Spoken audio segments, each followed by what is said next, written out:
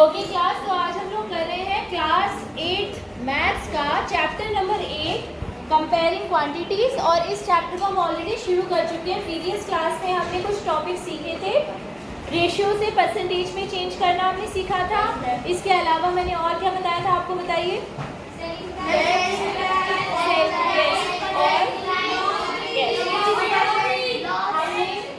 हमने अभी तक जो पढ़ा है वो हम एक बार फटाफट से रिवाइज कर लेते हैं, ठीक है। हमने अभी तक सबसे पहले हमने पढ़ा था कि रेशियो से परसेंटेज में कैसे चेंज करते हैं। तो मैंने आपको बताया था, अगर हमारे पास कोई रेशियो है, सपोज 3/5 करके कोई रेशियो है, इस रेशियो को आपको परसेंटेज में कन्वर्ट करना है। It's very simple, you just have to multiply this ratio by 100%। 100 only मत बोला करो, मैं बहुत बार बोल चुकी हूँ। परसेंटेज का साइन नहीं मिलेगा जब तक आप परसेंटेज यहाँ नहीं लगाए रहे। तो 100% से मल्टीप्लाई करना है 3/5 उस रेशियो को। एक्चुअली रेशियो तो ये है, पहले आप उस रेशियो को फ्रैक्शन में कन्वर्ट करेंगे, फिर फ्रैक्शन की मल्टीप्लाई 100% से करेंगे, तो आपको मिलेगा 5 × 5, 5 × 10 0, 3 × 20 60%। ये हुआ रेशियो से परसेंटेज का कन्वर्जन। समझ में आया? तो क्लास इसके बाद हमने पढ़ा था, ये रेशियो से परसेंटेज में कन्वर्ट करना हमने सीखा। इसके बाद हमने बहुत इंपॉर्टेंट चीज़ सीखी थी, जो मैंने आपको बताया था कि एसएससी और आगे जितने भी कॉम्पिटिटिव एग्जाम्स होते हैं, रेलवे का, गवर्नमेंट जॉब के जो एग्जाम्स होते हैं स्पेशली, उसमें ये चीज़ें बहुत ज़्यादा इंपॉर्टेंट है, बहुत ज़्यादा काम आती हैं आपके, ठीक है। तो इंक्रीज परसेंट और डिक्रीज परसेंट निकालना, ये मैंने आपको सिखाया था। तो इसके लिए मैंने आपको फॉर्मूला बताया था। अगर मान लीजिए ओरिजिनल वैल्यू, किसी की ओरिजिनल सैलरी 50,000 थी और वो बढ़कर सैलरी बढ़कर हो गई 60,000, तो उसका इंक्रीज परसेंट आपको निकालना है। आपको ये तो पता है कि सैलरी कितनी बढ़ी, 10,000 बढ़ी, लेकिन कितने परसेंट बढ़ी, ये आपको फाइंड करना है। तो इंक्रीज परसेंट निकालने के लिए इंक्रीज परसेंट बराबर होगा इंक्रीज कितना बढ़ा अपॉन कहाँ से बढ़ा, कहाँ से बढ़ा, ओरिजिनल प्राइस और original value, sorry, increase upon original value into 100%, ठीक है, ठीक है। तो increase upon original value into 100%। बिल्कुल इसी तरीके से डिक्रीज परसेंट, अगर किसी की सैलरी पहले 60,000 थी, घटकर 50,000 हो गई, तो डिक्रीज परसेंट भी ऐसे ही निकालेंगे, decrease upon original value into 100%। कितना घटा अपॉन कहाँ से घटा इनटू 100%। क्लियर है ना? ये ऑलरेडी हम कल की क्लास में पढ़ चुके हैं सारी चीज़, हमने क्वेश्चंस भी सॉल्व किए थे इसमें। चलिए अब हम आज की क्लास में आगे, इसके अलावा हमने प्रीवियस क्लास में जो पढ़ा था वो भी एक बार फटाफट बता देती हूँ। मैंने आपको प्रॉफिट परसेंट और लॉस परसेंट निकालना सिखाया था। मैंने आपको बताया था कि जिस प्राइस में हम किसी चीज़ को खरीदते हैं उसको हम कॉस्ट प्राइस बोलते हैं। जिस प्राइस में हम किसी चीज़ को बेचते हैं उसको हम सेलिंग प्राइस कहते हैं। और अगर हमारा सेलिंग प्राइस यानी एसपी सीपी से बड़ा होता है तो हमें प्रॉफिट होता है, ठीक है, तो हमें प्रॉफिट होता है। और अगर हमारा सीपी एसपी से छोटा हो तो हमें लॉस है। और जब प्रॉफिट या लॉस में से कोई भी एक चीज़ होती है तो हम उसका परसेंट भी कैलकुलेट कर सकते हैं। फॉर एग्जाम्पल, अगर हमें प्रॉफिट परसेंट निकालना हो तो मैंने आपको बेटा एक चीज़ बताई थी कि प्रॉफिट हो या लॉस हो, वो हमेशा ओरिजिनल वैल्यू यानी सीपी कॉस्ट प्राइस पे कैलकुलेट की जाती है। फॉर एग्जाम्पल, आपने 100 रुपये की कोई चीज़ खरीदी और आपने उसे 150 रुपये में बेच दिया, तो आपको प्रॉफिट हुआ या लॉस हुआ?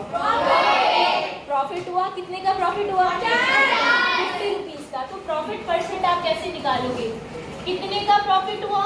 50 रुपये का। अपॉन में सीपी, कितने में खरीदा था आपने उसे, कॉस्ट प्राइस इनटू 100%। तो इस फॉर्मूले में पुट करके आप उसका प्रॉफिट परसेंट निकाल सकते हैं। बिल्कुल ऐसे ही आप लॉस परसेंट भी निकाल सकते हैं। जो स्टूडेंट्स कल की क्लास में एब्सेंट थे, आई थिंक उनको आज पूरी क्लास मैंने रिवाइज करा दी है फटाफट से, ठीक है।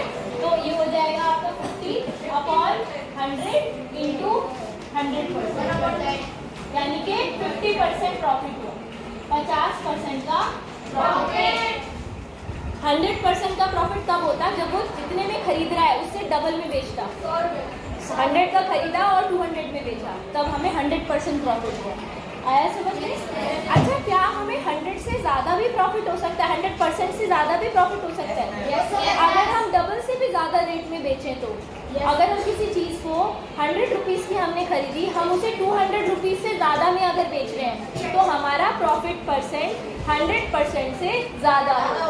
आ गया समझ में? यस, ठीक है। लॉस पे भी सेम चीज़ अप्लाई होती है। लॉस परसेंट भी ऐसे निकालते हैं। Loss percent will be loss upon CP into 100%। ठीक है। एक चीज़ मैंने कल आपको बताई थी, हमने टैक्सेस के बारे में सीखा था कल। टैक्सेस मैंने आपको बताया था कि 3 तरह के टैक्सेस आपने पढ़े थे कल की क्लास में। First one was sales tax, second one was value added tax, sales tax, value added tax और ठीक है। पहले इसके बारे में मैं आपको बता दूं, सेल्स टैक्स के बारे में हमने देखा था कि सेल्स टैक्स बेसिकली जब किसी चीज़, कोई शॉपकीपर किसी चीज़ को बेचता है तो उस पर सेलिंग करने के लिए एक टैक्स लगता है उस प्रोडक्ट पर। उस टैक्स को हम बोलते हैं सेल्स टैक्स। लेकिन वो सेल्स टैक्स कहाँ, किससे कलेक्ट किया जाता है? कस्टमर से कलेक्ट किया जाता है। ठीक है। तो आपने कोई फ्रिज खरीदा 10,000 रुपीज़ का, उस पर सेल्स टैक्स लगा 5% की रेट से, 5% की रेट से। किस पर किस वैल्यू पे लगेगा? 15,000 पे। 15,000 का फ्रिज खरीदा है तो 15,000 का 5% आप कैलकुलेट करो। जो ऐड करने के बाद, टैक्स ऐड करने के बाद जो वैल्यू बनेगी वो होगा आपका टोटल बिल। मतलब आपको सिर्फ 15,000 रुपीज़ नहीं देने हैं, आपको वो 5% टैक्स भी देने हैं। आ गया समझ में? यस। नहीं देंगे तो वो चीज़ आपको नहीं मिलेगी, शॉपकीपर आपको नहीं बेचेगा वो सामान बिना, क्योंकि वो अच्छा, वो सेल्स टैक्स जाता कहाँ पर है? गवर्नमेंट के पास में। गवर्नमेंट कलेक्ट करती है शॉपकीपर से उस टैक्स को। ठीक है। जब भी वो कोई सामान बेचता है, अगर वो आपको बिल दे रहा है उस सामान का, तो अगर आप विदाउट बिल कोई सामान खरीद रहे हैं तो उसका उसे कोई टैक्स पे करने का के लिए वो नहीं है, मतलब बाध्य नहीं है। ठीक है। हाँ, तो अगर बिल नहीं दिया तो हमें सेल्स टैक्स नहीं देना पड़ेगा। सोचने वाली बात है कि जब रिकॉर्ड ही नहीं है उस चीज़ का कि उसने वो चीज़ बेची है तो वो उस चीज़ से बच सकता है। वैसे भी सेल्स टैक्स देने में शॉपकीपर को कोई लॉस नहीं है एक्चुअली देखा जाए तो। कस्टमर से ही तो वो कलेक्ट कर रहा है उस पैसे को, कस्टमर से ही तो कलेक्ट कर रहा है ना उस पैसे को, तो कस्टमर दे रहा है उस पैसे को। एक्चुअली कस्टमर को पे करना है वो टैक्स। अच्छा, मैंने कल एक चीज़ भी आपको बताई थी कि एक टैक्स होता है जो 2017 में इंट्रोड्यूस किया था गवर्नमेंट ने। हाँ, उसका टैक्स का नाम है गुड्स एंड सर्विसेज टैक्स, जिसको हम शॉर्ट में जानते हैं जीएसटी के नाम से। ये 2017 से स्टार्ट हुआ है। 2017 ने बताया था 1 जुलाई 2017। ठीक है। तो ये हमारा टैक्स है जिसमें मैंने आपको बताया था गुड्स का मतलब होता है सामान, यानी कोई सामान जब हम खरीदते हैं उस पर लगने वाला टैक्स। और सर्विसेज का मतलब मैंने बताया था, जैसे आप सेवाएं जो लेते हैं, जैसे आप फ़ोन का रिचार्ज करा रहे हैं या आप रेस्टोरेंट में खाना खाने जा रहे हैं, वो भी एक तरह की सर्विस है। या आप जो कॉस्मेटिक ये होते हैं, सैलून वगैरह होते हैं, है ना, ब्यूटी पार्लर वगैरह जो होते हैं, वहाँ की सर्विसेज आप ले रहे हैं तो वहाँ पे भी सर्विस टैक्स लगता है। या कोई और हेयर स्टाइलिस्ट के पास जा रहे हैं हेयर कटिंग के लिए, हाँ, ये सारी चीज़ों पे सर्विसेज टैक्स लगता है। और इनको टोटल हम बोलते हैं goods and services tax, short में बोलते हैं जीएसटी। ठीक है। अब ये जो टैक्स है ये बेसिकली क्या किया गवर्नमेंट ने, सारे तरह के टैक्सेस को इंटीग्रेट करके एक सिंगल टैक्स बना दिया। उसमें अलग अलग स्लैब्स बना दी कि अगर आप रेस्टोरेंट में खाना खाने जा रहे हैं तो उसके लिए आपको कितने % टैक्स पे करना है। आपको पता होगा कि अच्छा, आज का होमवर्क ये देती हूँ, आप ये देखना इंडिया में किस चीज़ पर कितने % जीएसटी लगता है। ठीक है। मूवीज़ जो होती हैं, थिएटर में जो हम मूवीज़ देखने जाते हैं उस पर कितने % जीएसटी लगता है। गोल्ड जब हम खरीदते हैं उस पर कितने % जीएसटी लगता है ना, कितना टैक्स, कितनी % टैक्स हम दे रहे हैं गवर्नमेंट को। और भी बाकी चीज़ों पे आप देखिएगा जीएसटी। जैसे हम शॉपिंग कर रहे हैं, कपड़े खरीद रहे हैं या कोई और सामान खरीद रहे हैं, मोबाइल फ़ोन खरीद रहे हैं, तो उस पर कितना जीएसटी हमें पे करना पड़ता है। This is your part of your homework, ठीक है? ये आप पता कीजिए। यस जी, प्रॉपर्टी पे सब चीज़ों पर लगता है टैक्सेस। तो आप जो भी इस्तेमाल करें, जो भी चीज़ें, लैंड जो है उसका भी टैक्स आपको देना होता है। इनकम पर भी टैक्स लगता है, but that is a different kind of tax. Income tax वो अलग होता है, ठीक है? हाँ, जीएसटी से इन्फ्लेशन नहीं बढ़ेगा, ये पूछ रहे हो?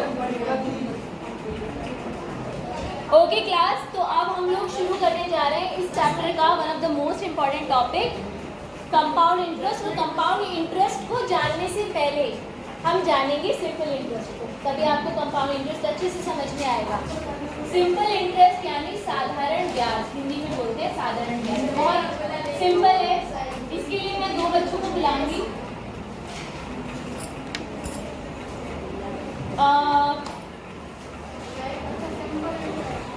बेटा दिव्या आप आइए, और इधर से गौरव आप आइए। दिव्या आओ।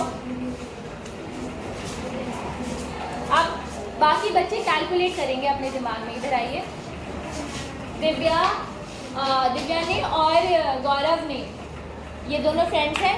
गौरव को पैसों की ज़रूरत थी, दिव्या एक काफ़ी अच्छे प्रोफेशन में है, काफ़ी अच्छा अर्न कर रही है, तो गौरव ने दिव्या से कुछ पैसे बोरो किए, दिव्या ने इनको कुछ पैसे लेंड किए। लेंड का मतलब होता है LEND, उधार देना। बोरो का ऑपोजिट होता है, ठीक है? सो इन्होंने इनको कुछ पैसे लेंड किए, तो इनको ज़रूरत थी 1000 रुपीज़ की, मान लेते हैं 1000 रुपीज़ इन्होंने दिव्या से लिए हैं। दिव्या ने कहा पैसे तो मैं तुझे दे दूँगी, लेकिन फ्रेंडशिप अपनी जगह और प्रोफेशन अपनी जगह, मैं तुझे पैसे दूँगी इंटरेस्ट पर, यस, ब्याज पर। तो दिव्या, आप इन्हें कितने % इंटरेस्ट पर वो पैसे देना चाहते हो, बताइए? बताओ, ऐसे दे दोगे विदाउट एनी इंटरेस्ट?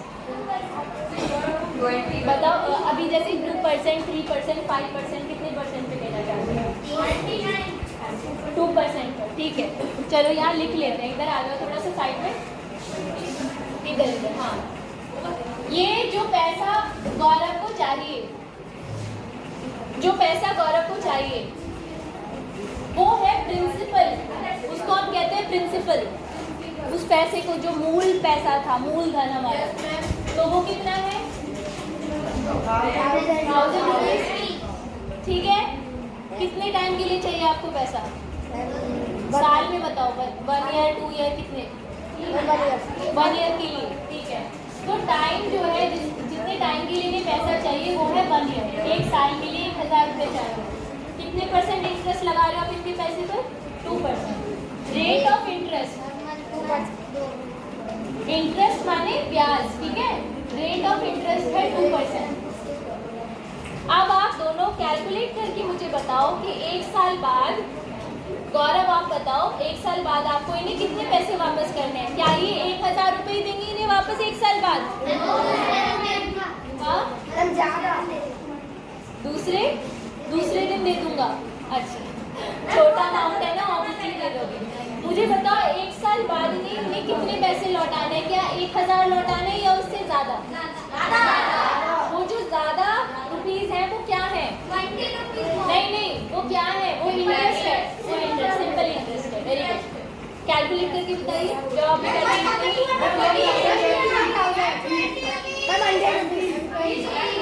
रुपीज़, ये 100 रुपीज़ निकाला है। देखो, हमें ये जानना है कि इंटरेस्ट देना कितना है। इंटरेस्ट की रेट तो पता है 2%, लेकिन कितने पैसे देने हैं ऊपर से? 1000 के ऊपर कितने देने हैं? तो उसके लिए फॉर्मूला होता है सिंपल इंटरेस्ट निकालने का फॉर्मूला होता है P × R × T/100। P यानी प्रिंसिपल, R मतलब रेट ऑफ इंटरेस्ट, T मतलब टाइम। समझ में आया? यस, जुनैद आपको समझ आया बेटा? तो P की वैल्यू रख दो यहाँ पे 1000 × R × 1/100। ये कैंसिल, कितना आ गया? 20 रुपये। यानी उन्हें टोटल अमाउंट जो पे करना है वो होगा प्रिंसिपल प्लस इंटरेस्ट, यानी 1000 प्लस 20, 1020 रुपीज। बोलो समझ में आया बेटा? Yes? तो इस तरह से ये है सिंपल इंटरेस्ट। अब मैं आपको एक इंटरेस्टिंग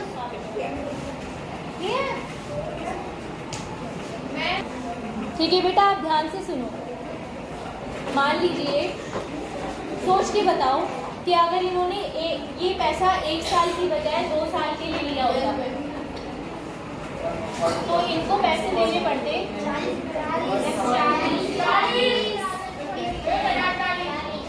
ठीक है।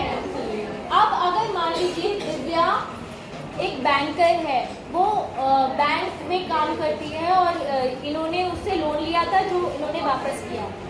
अब एक बात सुनिए, अगर मान लीजिए आप भी बैंक से लोन लेते हैं और आपके लोन पर जो इंटरेस्ट लग रहा है वो सिंपल इंटरेस्ट की जगह कंपाउंड इंटरेस्ट अगर लगेगा तो उसका क्या मतलब हुआ? इस कंपाउंड इंटरेस्ट का मतलब क्या है? इस कंपाउंड इंटरेस्ट का मतलब ये है, देखिए ध्यान से,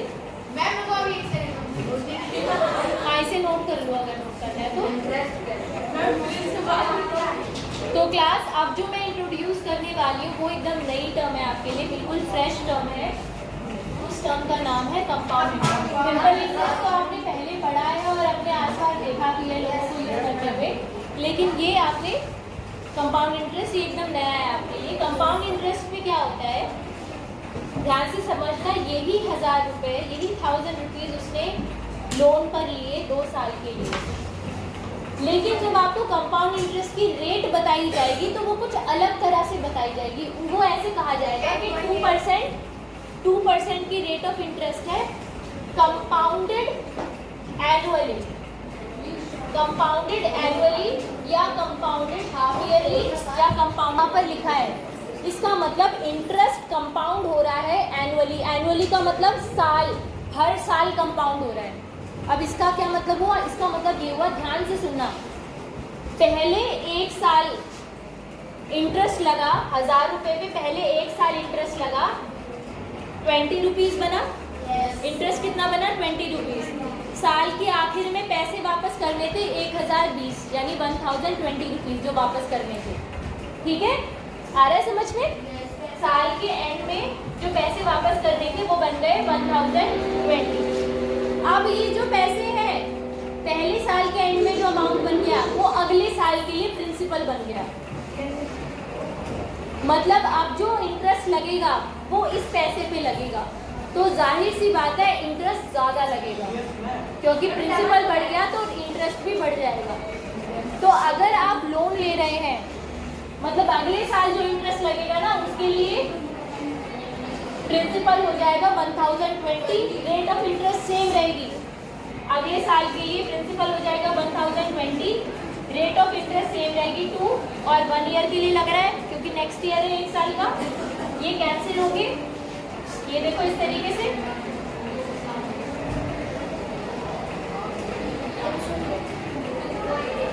फाइव 2 × 10 और 5 20 पॉइंट समथिंग ये आ रहा है, 20.4। तो पहले साल में इंटरेस्ट लगा 20 रुपये, दूसरे साल में इंटरेस्ट लगा 20.4। हालांकि अमाउंट बहुत छोटा है, 1000 रुपये काफ़ी कम है, तो इसमें इंटरेस्ट का इतना ज़्यादा डिफरेंस नहीं पता चल पा रहा। लेकिन जब हमारा अमाउंट लैक्स में होता है, लाखों में पैसे होते हैं जो हम लोन पर लेते हैं या डिपॉजिट करते हैं, तो वहाँ पे ये चीज़ बहुत मैटर करती है कि सिंपल इंटरेस्ट लग रहा है या कंपाउंड इंटरेस्ट लग रहा है। अगर आप किसी को पैसे दे रहे हैं, आप चाहेंगे कि आपका पैसा कंपाउंड इंटरेस्ट पर डिपॉजिट हो, क्योंकि उससे आपको फ़ायदा है, समझ रहे हो? और अगर आप किसी से पैसे ले रहे हैं तो आप चाहोगे कि आपको वो लोन सिंपल इंटरेस्ट में मिले, ताकि वो आपका इंटरेस्ट हर साल बढ़े ना। आ गया समझ में? यस। इसके बारे में और डिटेल में हम पढ़ेंगे। अभी ये तो सिर्फ शुरुआत थी, इसके बारे में डिटेल में हम पढ़ेंगे नेक्स्ट क्लास में।